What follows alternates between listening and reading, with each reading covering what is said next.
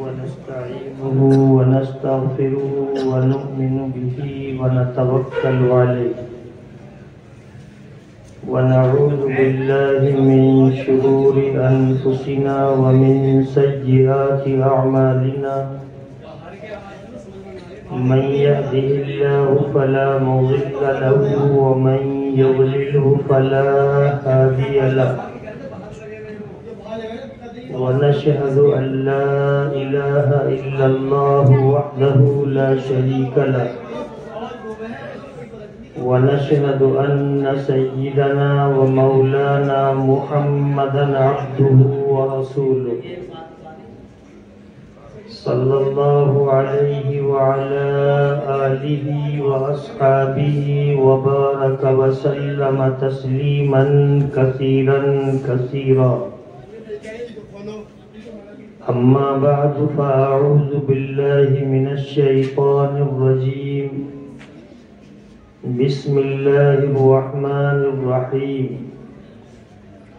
واتقوا فتنة لا تصيبن الذين ظلموا منكم خاصة صدق الله العظيم قال النبي صلى الله عليه وسلم من رأى منكم منكرا فليغيره بيده فإن لم يستطع فبلسانه وإن لم يستطع فبقلبه وذلك أضعف الإيمان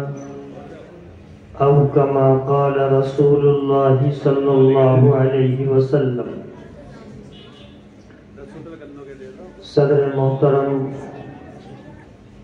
اسٹیج پر تشریف فرما نہایت قابل احترام حضرات علماء کرام، معزز سامعین، بزرگوں اور دوستوں اور پردہ نشین خواتین اسلام، ابھی آپ نے بڑا ہی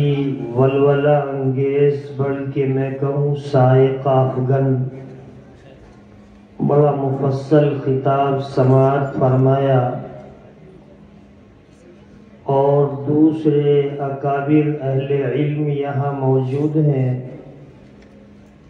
ان کے بیانات بھی آپ حضرات سنیں گے۔ ان کے اور آپ کے درمیان میں تھوڑے سے ٹائم کے لیے میں حائل ہوا ہوں، اور اللہ پاک کے مقدس کلام کی ایک آیت اور نبی اکرم صلی اللہ تعالی علیہ وسلم کے ایک ارشاد کے الفاظ کی تلاوت کی ہے۔ ان دونوں چیزوں کی روشنی میں کچھ ضروری باتیں آپ کی سماعتوں تک پہنچانی ہے، اور اسی کے ساتھ بارگاہ خداوندی میں دعا ہے کہ اللہ رب العزت جو کچھ بھی اس مجلس میں کہا اور سنا جائے، ہم سب کو اس پر عمل کرنے کی توفیق عطا فرمائے۔ بزرگان محترم، کسی شاعر نے کہا ہے جب سر میں ہوائے طاعت تھی سرسبز شجر انصاف کا تھا، جب سر میں ہوائے طاعت تھی سرسبز شجر انصاف کا تھا، جب سر عیسیاں چلنے لگیں اس پیڑ نے پھلنا چھوڑ دیا۔ اللہ کی راہ اب بھی ہے کھلی، آثار و نشاں سب قائم ہیں۔ اللہ کی راہ اب بھی ہے کھلی، آثار و نشاں سب قائم ہیں۔ اللہ کے بندوں نے لیکن اس راہ پہ چلنا چھوڑ دیا۔ حاضرین گرامی،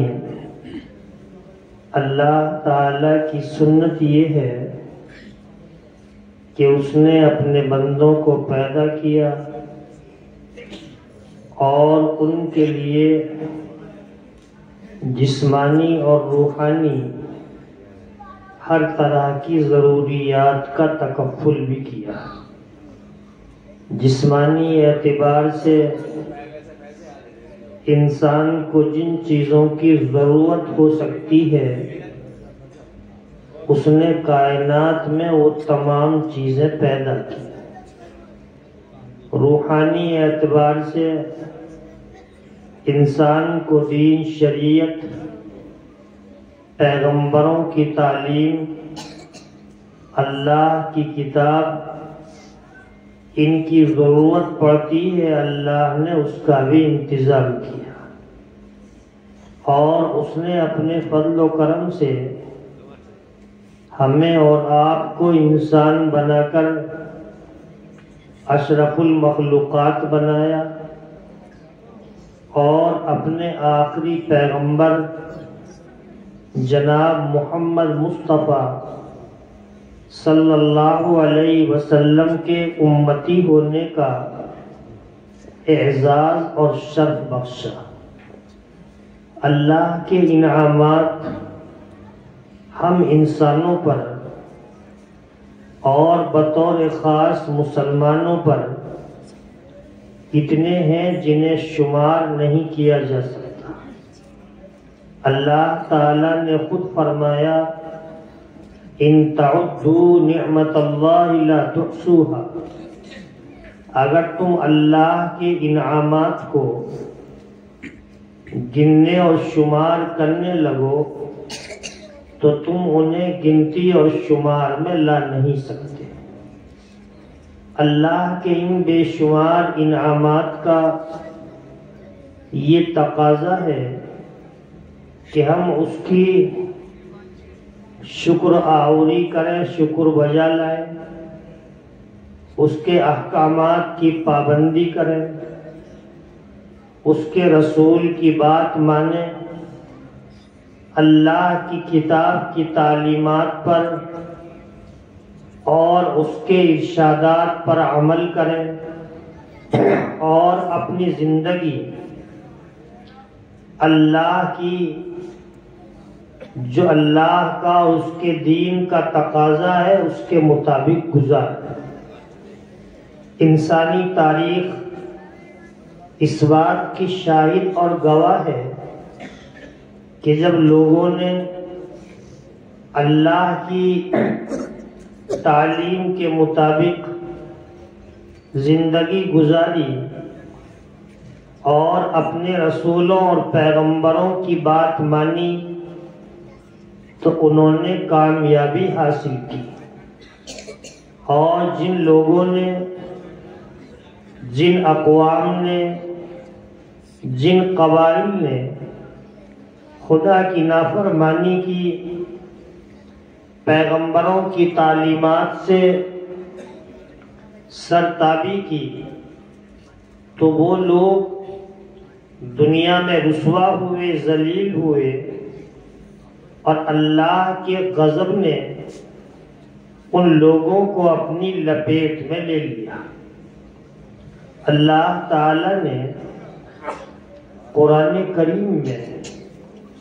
اور نبی پاک صلی اللہ علیہ وسلم نے اپنے ارشادات میں سابقہ اقوام کی حالتیں اور ان کے عروج و زوال کی داستانیں بڑی تفصیل کے ساتھ بیان کی ہیں۔ اسی سرزمین پر آدم ثانی سیدنا نوح علیہ السلام کی قوم آباد تھی۔ جب ان لوگوں نے اللہ کے احکام سے منہ موڑا تو اللہ نے ان کی اصلاح کے لیے اور انہیں راہ راست پر لانے کے لیے حضرت نوح علیہ السلام کو اپنا رسول اور پیغمبر بنا کر بھیجا۔ اور انہوں نے ایک دو دن نہیں،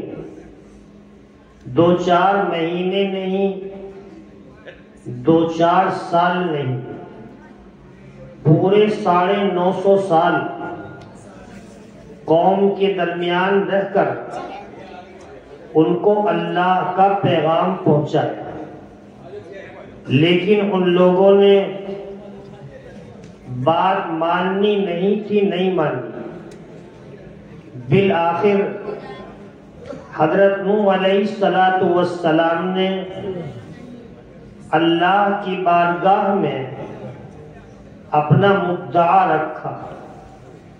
اور یوں گویا ہوئے، رب انی دعوت قومی لیلا و نہارا فلم یزدہم دعائی الا فرارا۔ اے میرے رب، میں نے ان لوگوں کو رات دن تیرے دین کی دعوت دی، لیکن میری دعوت میرے بلاوے سے بجائے اس کے کہ یہ قبول کرتے، انہوں نے فرار ہی میں اضافہ کیا، اور یہی نہیں بلکہ عرض کیا کہ میں نے ان لوگوں کو رات میں اور دن میں، خلوت میں اور جلوت میں، تنہائی میں اور اجتماعی حالت میں ہر طرح انہیں بلایا، لیکن جب بھی میں نے انہیں بلایا تو ان لوگوں کا حال یہ تھا، جعلوا اصابعهم فی آذانہم واستغشوا ثیابہم واسروا واستکبروا استکبارا، کہ یہ لوگ اپنے کانوں میں انگلیاں ٹھوس لیتے، موٹے موٹے لحاف اور کپڑے کمبل یہ اپنے اوپر ڈھانپ لیتے ہیں تاکہ پیغمبر کی آواز، پیغمبر کی نصیحت ان کے کانوں میں نہ پڑے۔ اور جب بار بار بلانے کے باوجود وہ لوگ آئے نہیں، بلکہ ہمیشہ کے ظالموں اور جابروں کی طرح ان لوگوں نے پیغمبر کے ساتھ اور اہل ایمان کے ساتھ ظلم و ستم کیے، مار پیٹ کی، بالآخر ان کے مظالم سے اور ان کے انکار اور اعراض سے نا امید اور تنگ ہو کر انہوں نے بارگاہ خداوندی میں عرض کیا، رب لا تذر علی الارض من الکافرین دیارا انک ان تذرهم یضلوا عبادک ولا یلدوا الا فاجرا کفارا۔ اے میرے رب، روئے زمین پر ان منکرین کے مکانات کو باقی مت چھوڑ۔ میں ایک کام کر لو، اچھا بھائی صاحب ایک کام کر لو، یہ اچھی بات نہیں ہے، ان کے مکانات کو باقی مت چھوڑ، اس لیے کہ آپ نے اگر انہیں باقی رکھا تو یہ لوگ جو مٹھی بھر تعداد میں،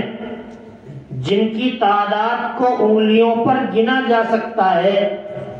ایمان لائے ہیں، یہ انہیں بھی گمراہ کریں اور ان کی نسل، ان کی اولاد میں بھی فاسق فاجر اور بدکار قسم کے لوگ پیدا ہوں گے۔ پیغمبر دعا کریں اللہ کا دریائے رحمت جوش میں نہ آئے، یہ نہیں ہو سکتا۔ حضرت نوح علیہ السلام کی دعا اللہ کے یہاں ہاتھوں ہاتھ اسے لیا جانا تھا،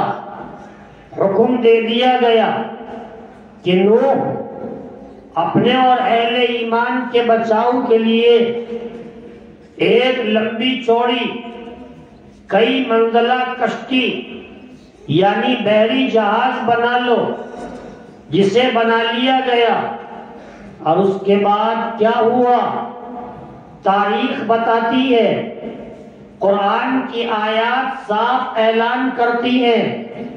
زمین سے پانی ابلا، آسمان سے پانی برسا، اور روئے زمین پر اس زور کا سیلاب، پانی کا ریلا، سیلابی شکل اس انداز کی پیدا ہوئی کہ روئے زمین پر سب سے زیادہ بلند اور اونچا جو پہاڑ تھا، اور اس پہاڑ کی سب سے زیادہ اونچی جو چوٹی تھی، اس پر بھی 40 ہاتھ برابر پانی کھڑا، اور 6 مہینے برابر یہ حالت رہی۔ 6 مہینے کے بعد جب وہ سیلاب اللہ کے حکم سے ختم ہوا تو ایمان والے وہ لوگ جو کشتی نوح میں سوار تھے، ان کے سوا اس دنیا میں کوئی باقی نہیں رہا تھا۔ اللہ کا غضب جب نازل ہوتا ہے تو اس کی شکل کچھ اور ہوتی ہے۔ اسی زمین پر ایک قوم عاد کے نام سے آباد تھی، جس قوم کا حال یہ تھا کہ اللہ تعالی نے انہیں بڑی قوت اور طاقت دی تھی۔ اللہ نے ان کی جسمانی ساخت، ان کی قد و قامت، اعضاء کی مضبوطی، جسم کا ڈیل ڈول اس انداز کا بنایا تھا کہ روئے زمین پر ایسے انسان نہ پہلے پائے گئے اور نہ بعد میں آج تک پائے گئے۔ قرآن خود کہتا ہے، أَلَمْ تَرَ كَيْفَ فَعَلَ رَبُّكَ بِعَادٍ إِرَمَ ذَاتِ الْعِمَادِ الَّتِي لَمْ يُخْلَقْ مِثْلُهَا فِي الْبِلَادِ۔ کیا تمہیں نہیں معلوم کہ تمہارے رب نے قوم عاد کے ساتھ کیا برتاؤ کیا؟ وہ قوم عاد جن کے قد و قامت، جن کی جسموں کی لمبائی، جن کے اعضاء کی ساخت، جن کی بناوٹ، ہاتھ پیروں کی مضبوطی، چوڑے چکلے سینے، مضبوط کمر اور پشت، حال ان کا یہ تھا کہ دیکھنے میں ان کے افراد ایسے لگتے تھے جیسے کہ کھمبے اور ستون ہو۔ لیکن جب ان لوگوں نے اللہ کے احکام سے منہ موڑا، اللہ کے پیغمبر حضرت ہود علیہ السلام کی تعلیمات کو پس پش ڈالا، اور بالعموم لوگ بدکاری، گناہگاری، حرام کاری، حرام خوری، گناہ کبیرہ، شرک اور کفر، اس کا ارتکاب کیا تو پھر اللہ کا غضب بھی آیا۔ اور اللہ کا غضب اس صورت میں آیا کہ اللہ تعالی نے زوردار طوفانی ہواؤں کا عذاب ان کے اوپر مسلط کیا،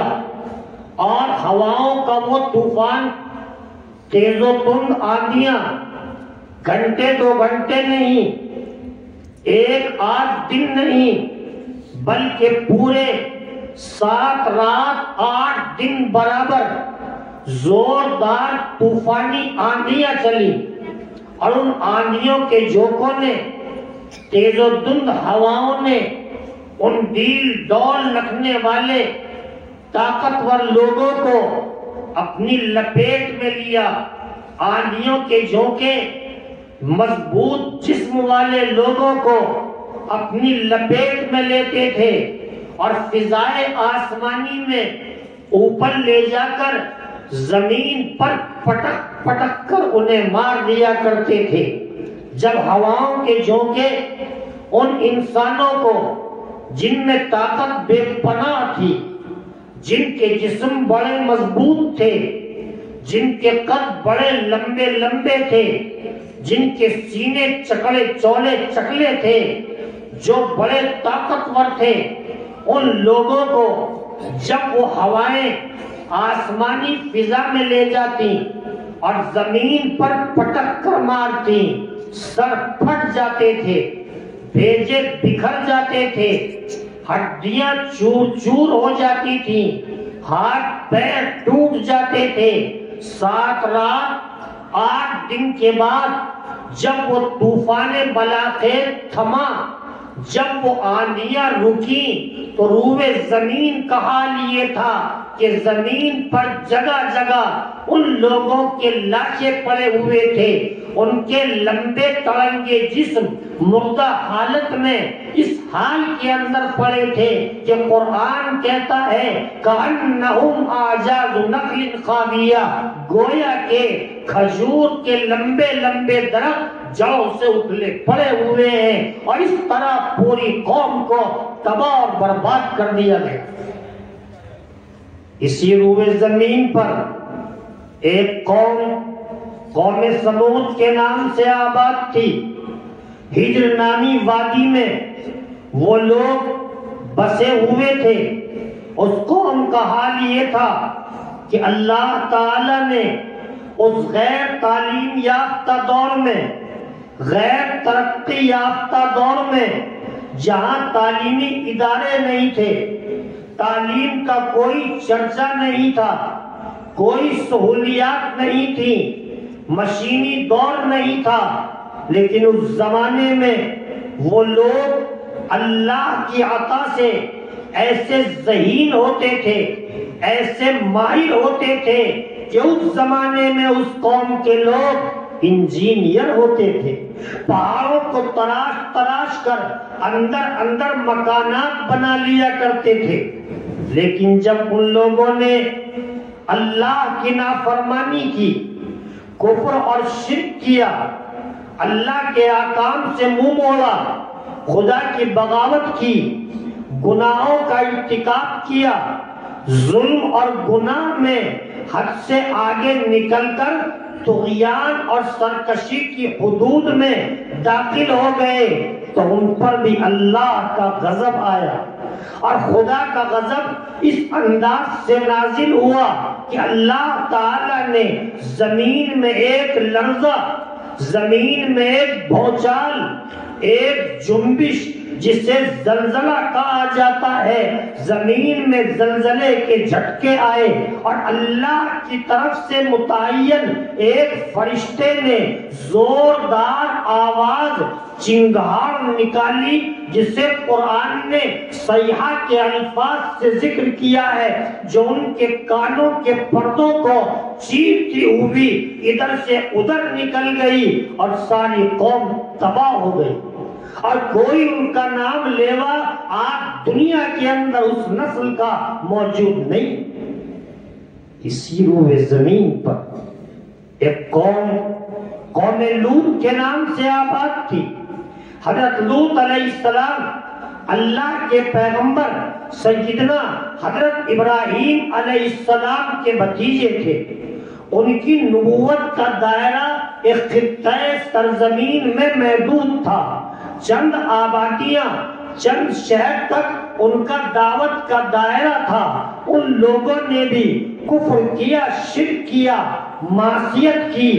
گناہ کیے، اور گناہ کے ساتھ ساتھ بے حیائی اور گندے کاموں کا انہوں نے ارتکاب کیا۔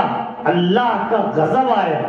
اس سے پہلے اللہ تعالیٰ نے اپنے پیغمبر حضرت لوط علیہ السلام کو ان کی اصلاح کے لیے بھیجا، اور جب انہوں نے ان لوگوں کو کفر اور شرک سے، گناہ اور معصیت سے، بے حیائی کے کاموں اور بے حیائی کی باتوں سے انہیں روکنا چاہا، تو قوم کے لوگوں نے الٹا حضرت لوط علیہ السلام کو اور ان کے ساتھ ایمان والوں کو یہ کہنا شروع کیا، اخرجوا آل لوط من قریتکم انہم اناس یتطہرون، کہ لوگ ہمیں گندے کاموں سے روکتا ہے، ہمیں برے کاموں سے روکتا ہے، یہ لوط اور لوط کے ساتھی بڑے پاکیزہ بنتے ہیں، انہیں اپنی بستی سے نکال دو، ان کا بائیکاٹ کر دو، انہیں جلا وطن کر دو، شہر سے باہر نکالو۔ جب ان کی سرکشی، ان کی معصیت، ان کا ظلم اور ان کے یہ گناہ حد سے آگے نکلے تو پھر اللہ کا غضب آنا تھا۔ اللہ تعالیٰ کا جب غضب متوجہ ہوا تو اللہ کی طرف سے، اللہ کے حکم سے ایک فرشتہ جبرائیل علیہ السلام نے اس خطہ سرزمین کو، جس پر اس قوم کے 3 بڑے بڑے شہر بسے ہوئے تھے، زمین کے اس تختے کو، زمین کے اس خطے کو، زمین کے اس ایریے کو اپنے پر اور بازو پر اٹھا لیا۔ زمین بھی ہے، کھیتیاں بھی ہیں، باغات بھی ہیں، مکانات بھی ہیں، ان کی اولادیں بھی ہیں، ان کے جانور اور مویشی بھی ہیں، ان کے بوڑھے بھی ہیں، ان کے جوان بھی ہیں، ان کے بچے بھی ہیں، ان کی خواتین بھی ہیں، اور اس خطہ سرزمین کو اس عالم میں اٹھا کر اوپر فضائے آسمانی میں لے جا کر قرآن کے الفاظ میں فجعلنا عالیہا سافلہا، کہ ہم نے اسے اوپر تلے کر دیا، یعنی تختہ پلٹ کر دیا، تختہ پلٹ کر زمین پر نیچے ڈال دیا، اور اس کے اوپر سے گرم گرم پتھروں کی، آگ پر تپے ہوئے گرم پتھروں کی ان پر بارش کر دی گئی، اور کوئی باقی نہ بچا۔ ایک دو نہیں، قرآن میں ایک لمبا سلسلہ ہے سابقہ اقوام کا، پہلی امتوں کا، ان کے افعال کا، ان پر ہونے والے انعامات کا، اور پھر انکار و اعراض کے نتیجے میں ان پر ہونے والے غضب اور خدائی عتاب کا۔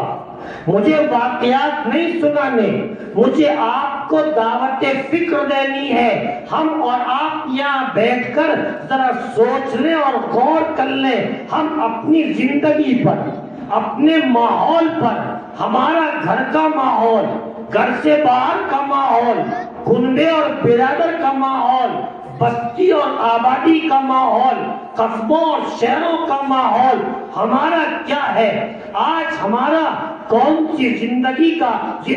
کا کون سا ایسا گوشہ اور کون سا ایسا شعبہ ہے ہم جس میں اللہ کی بغاوت نہ کر رہے ہوں؟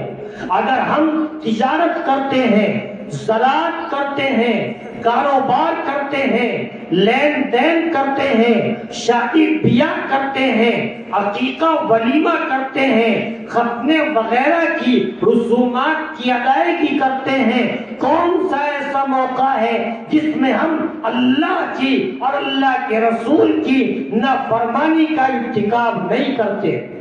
میرے اور آپ کے آقا محمد عربی صلی اللہ علیہ وسلم، جن کی صاحبزادی کا اور جن کے نواسے کا ابھی اشعار میں ذکر ہو رہا تھا، میں کہتا چلوں، میری بات بری نہ لگے، مولانا فرمان صاحب سے بھی اور مدرسے کے ذمہ داروں سے بھی نعت سنیں، اشعار سنیں، خوب سنیں، مگر سننے سے پہلے پڑھنے والے سے تنہائی میں بٹھا کر سن لیا کریں۔ اسٹیج پر جانے کے بعد یہ کیا کہے گا، کہنا مناسب بھی ہے کہ نہیں مناسب ہے، ہمارا ماحول اس کی اجازت دے رہا ہے کہ نہیں دے رہا ہے، قرآن کی آیات حدیث کی روایات کے مطابق بھی ہے یا نہیں ہے، اس کی اچھے طریقے سے پہلے یہ علماء جانچ لیں، پرکھ لیں، سن لیں، سنا لیں، اس کے بعد ہی میں پڑھوائیں۔ عقل مندوں کے لیے اشارہ کافی ہے۔ بہرحال آج کون سا ایسا موقع ہے، حضور پاک صلی اللہ علیہ وسلم کی صاحبزادی حضرت فاطمہ رضی اللہ تعالی عنہا ہے، حضرت فاطمہ شہزادی ہیں، دو جہاں کے سردار کی صاحبزادی ہیں، حضرت حسنین کی والدہ محترمہ ہیں، فاطمہ جنت کی عورتوں کی سردار ہیں، حضرت علی رضی اللہ تعالی عنہ نبی پاک صلی اللہ علیہ وسلم کے چچاداد بھائی ہیں، تربیت آپ نے کی ہے، پرورش آپ نے کی ہے، ہر طرح سے دیکھے اور پرکھے ہوئے ہیں۔ آپ بتائیے کس کا صاحبزادہ حضرت علی کا مقابل ہو سکتا ہے؟ کس کی صاحبزادی فاطمہ زہرا کے برابر ہو سکتی ہے؟ جب اس جوڑے کی شادی ہوتی ہے، کہاں جہیز کا مطالبہ،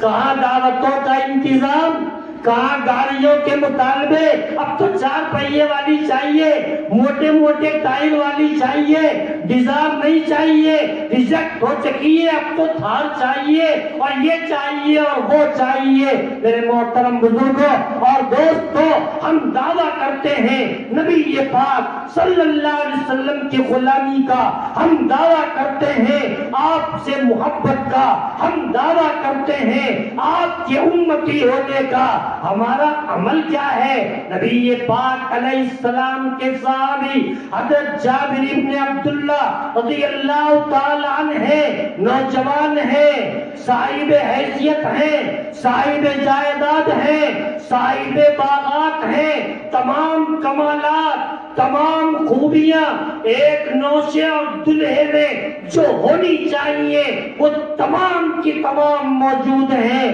والدہ کا انتقال ہو گیا، اکلوتے بیٹے ہیں اور ساری کی ساری بہنیں ہیں، ایک اکیلے بھائی ہیں، باقی چند بہنیں ہیں، باپ پہلے گزر چکے ہیں، والدہ کا انتقال اب ہو گیا ہے۔ ایک دن مسجد نبوی میں نماز کے لیے گئے، آقا کی نظر پڑی، جابر بن عبداللہ لباس ان کا سفید شفاف زرق برق ہے، ستھرا اور اجلا لباس ہے، اور اس زمانے میں ورس نام کی ایک گھاس ہوتی تھی جس کا عرق نکال کر اس میں خوشبو ہوتی تھی۔ شادی بیاہ کے موقع پر عورتیں بطور اپٹن کے اسے استعمال کیا کرتی تھی۔ ان کے کپڑوں پر ورس نامی خوشبو کے، ورس نامی گھاس کے عرق کے دبے اور داغ لگے ہوئے تھے۔ آقا نے دیکھا، پوچھا جابر یہ تمہارا لباس آج اتنا اجلا کیوں ہے؟ یہ کپڑے سفید کیوں ہیں؟ یہ تمہارا لباس اتنا چمکیلا اجلا کیوں ہے؟ اور قریب کو آئے تو آقا نے پوچھا یہ نشانات کیسے ہیں؟ یہ داغ دبے کیسے ہیں؟ عرض کیا کہ آقا ابھی چند دن پہلے میں نے شادی کی ہے، میں نے نکاح کیا ہے۔ غور کرو مسلمانوں، صحابی ہے اللہ کے پیغمبر کے، اور آقا کے نام کارڈ نہیں گیا، آپ کے نام نوتا نہیں گیا۔ آپ کو پتہ کب لگا؟ چند دنوں کے بعد اجلا لباس دیکھ کر، لباس پر نشانات خوشبو کے دیکھ کر آپ معلوم کر رہے ہیں، صحابی رسول عرض کر رہے ہیں کہ آقا چند دن پہلے میں نے شادی کی ہے، میں نے نکاح کیا ہے۔ اور آقا کوئی ناراضگی ظاہر نہیں کر رہے، بھئی مجھے کیوں نہیں بلایا،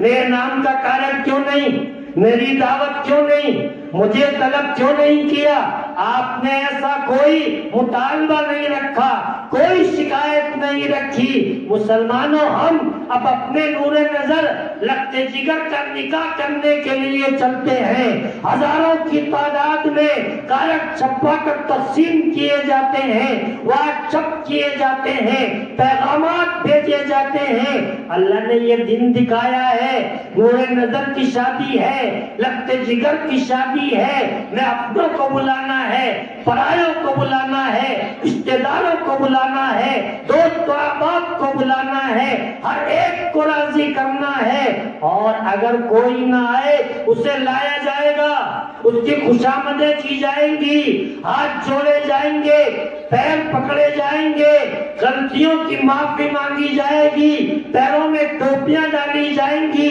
پھر بھی نہیں مانے گا، خاندان برادر کے باصل لوگوں کو بھیجا جائے گا، دباؤ بنایا جائے گا، لایا جائے گا۔ وارے مسلمان، تو نے اپنے نور نظر اپنے رکھتے جگر اپنے بچے اور بچیوں کی شادی کے موقع پر رشتہ داروں کو خوش کیا،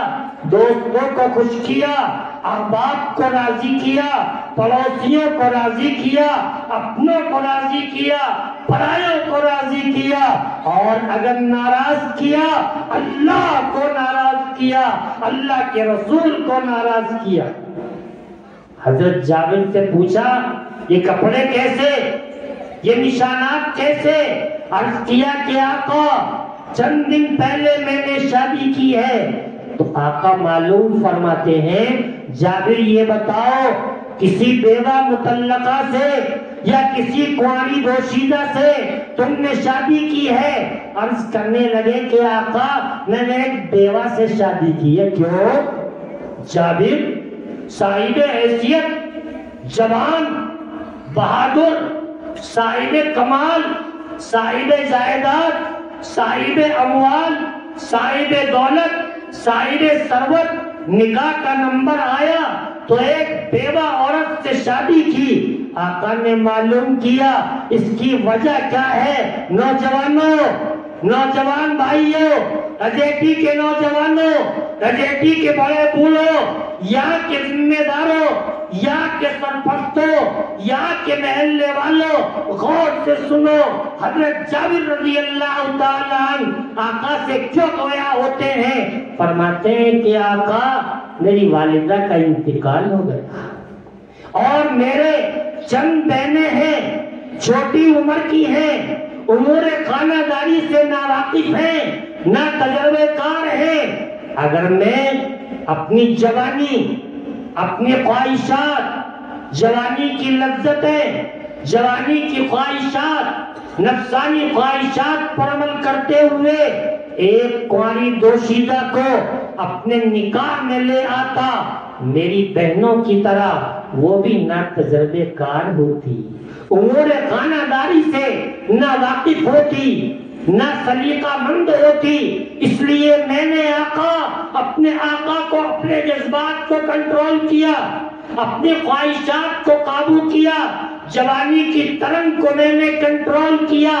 اور میں نے ایک بیوہ کو اپنے نکاح میں لانے کو پسند کیا تاکہ وہ میری چھوٹی چھوٹی بہنوں کی تربیت کر سکے، میری چھوٹی چھوٹی بہنوں کی اصلاح کر سکے۔ مسلمانوں، ہم میں کتنے نوجوان ایسے ہیں جو شادی کے وقت میں اس بات کا خیال رکھتے ہو بات لمبی ہوتی جا رہی ہے، میرا وقت ختم ہو چلا ہے، اس لیے میں نے شروع میں کلام پاک کی ایک آیت پڑھی تھی، اس کا ترجمہ، ایک حدیث شریف پڑھی تھی، اس کا ترجمہ کر کے آپ سے رخصت ہوں گا۔ بزرگوں، نقصان بہت ہو گیا،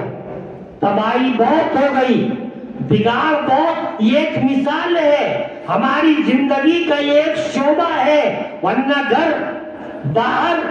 مارکیٹ، دروازے، راستے،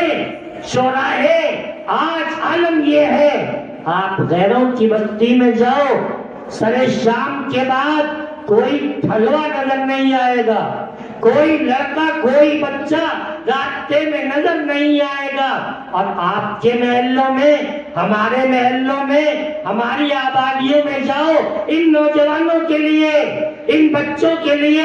بیٹھک نہیں ہے، چوپال نہیں ہے، گھر میں بیٹھنے کو مقام نہیں ہے۔ آپ کسی مسلم محلے میں نکل جائیے، موبائل ہاتھ میں ہے، نالیوں پر بیٹھا ہے، نالیوں پر بیٹھا ہے، پلیوں پر بیٹھا ہے۔ ارے اللہ کے بندے دیکھ، نبی پاک علیہ السلام کا نام لینے والا، تیرے دل میں ایمان ہے، تیرے دل میں ایمان، مسلمان گھرانے میں پیدا ہونے والا، تیرا مقام یہ نہیں تھا کہ تو نالی پر بیٹھے، تیرا مقام یہ نہیں تھا کہ تو راستوں میں بیٹھے، تیرا مقام یہ نہیں تھا تو چوباروں پر کھڑا ہو، تیرا مقام یہ نہیں تھا تو گلیوں میں گھومے۔ ارے تو تو حضور پاک علیہ السلام کی تعلیمات کا امین تھا، آپ کے ارشادات کو اپنے سینے سے لگاتا، حضور کی سنتوں پر عمل کرتا۔ آج مسجدیں ہماری خالی ہیں، راستے آباد ہیں۔ میرے محترم بزرگوں، چند دنوں کے بعد رمضان کا بابرکت مہینہ آنے والا ہے، آپ دیکھ لینا، نیل پر جا کر منگل کی پیٹ میں مشاہدہ کر لینا، گھر جا کر اتوار کے بازار میں آپ معائنہ کر لینا، ہفتے کے روز شاہجہاں پور کے بازار میں یا ہاپوڑ کی مارکیٹ میں ایک طرف سے برقعے والی خواتین نظر آئیں گی۔ کتنی ان کے پاس دولت ہے، کتنا ان کے پاس پیسہ ہے، ارے آپ کی جیبوں سے یہ آپ کی گاڑی کمائی جا رہی ہے اور ضائع ہو رہی ہے۔ لاک ڈاؤن کے بعد اقوام عالم نے سبق حاصل کر لیا، سمجھ لیا، انہوں نے اپنے پہناوے پر، اپنے اخراجات پر، اپنی خریداری پر، ہر چیز پر کنٹرول کیا ہے، مگر ہمارا حال وہی رفتار بے ڈنگی ہے۔ اس لیے سوچو، غور کرو، نقصان بہت ہو گیا۔ اللہ نے فرمایا ہے وَاتَّقُوا فِتْنَةَ لَا تُصِيبَنَّ الَّذِينَ ظَلَمُوا مِنكُمْ خَاصَّةً۔ اللہ کے اس غضب سے ڈرو، اللہ کے اس عذاب سے ڈرو، اللہ کے اس عتاب سے ڈرو کہ جب اللہ کا غضب نازل ہوگا، اللہ کا عتاب نازل ہوگا، غضب الہی متوجہ ہوگا، صرف ظالموں پر نہیں آئے گا، گناہگاروں پر نہیں آئے گا، وہ اپنی لپیٹ میں منکرین کو نہیں لے گا، گناہگاروں اور عاصیوں کو نہیں لے گا، بلکہ جب خدا کا غضب متوجہ ہوتا ہے تو اس کی زد میں کچھ ایسے لوگ بھی آتے ہیں جنہوں نے گناہ نہیں کیے، معصیت نہیں کی، بغاوت نہیں کی، نافرمانی نہیں کی، لیکن انہوں نے اللہ کی سرزمین پر اپنی نگاہوں سے گناہ ہوتے دیکھے، معصیت ہوتی دیکھی ہے۔ اس کے سامنے سنتوں کا مذاق اڑایا جاتا تھا، اس کے سامنے دینی تعلیمات کا تمسخر کیا جاتا تھا، اس کے سامنے خدائی ارشادات کی توہین کی جاتی تھی، اس کے سامنے اسلامی احکام سے بغاوت کی جاتی تھی، اور یہ روکنے اور ٹوکنے کی بھی ہمت نہیں جٹا پاتا تھا۔ اسی لیے آقا نے فرمایا تم میں کا جو آدمی منکر اور گناہ کا کام ہوتا دیکھے چاہیے کہ اسے اپنے ہاتھ یعنی طاقت سے روک دے، اور اگر یہ اس کے بس میں نہ ہو تو اپنی زبان سے روک ٹوک کر دے، اور اگر یہ بھی بس میں نہ ہو تو دل سے اسے برا سمجھے۔ آقا فرماتے ہیں وَذَلِكَ أَضْعَفُ الْإِيمَانِ، یہ ایمان کا کم ترین درجہ ہے۔ اس لیے بات زیادہ طویل نہ کرتے ہوئے میں آپ سے درخواست کروں گا آنے والے رمضان کا احترام کریں اور روزوں کا اہتمام کریں، مسجدوں کو آباد کریں، اور یہ جو خرافات بازار بازی ہے ہماری ماؤں بہنوں کو ان سے روکنے کی کوشش کریں۔ اللہ مجھے اور آپ کو سبھی کو عمل کی توفیق عطا فرمائے۔ وآخر دعوانا الحمدللہ رب العالمین۔